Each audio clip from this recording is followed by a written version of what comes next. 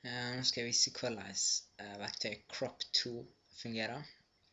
Det ligger vel egentlig litt i ordet hva det er for noe. Det er da det 1, 2, 3, 4, 5. på listen her i verktøykassa.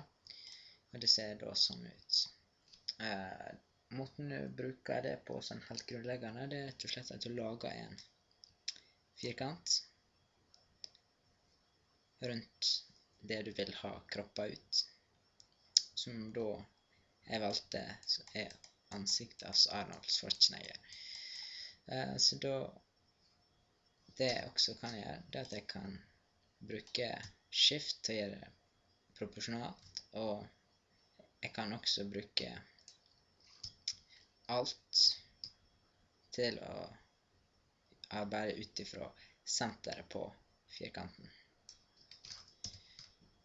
Og nå skal jeg rett og slett bare markere ansiktet hans. Så er det bare å velge et annet verktøy, føre opp en dialog, crop the image. Det er ganske åpenbart hva du skal gjøre, trykker du på crop.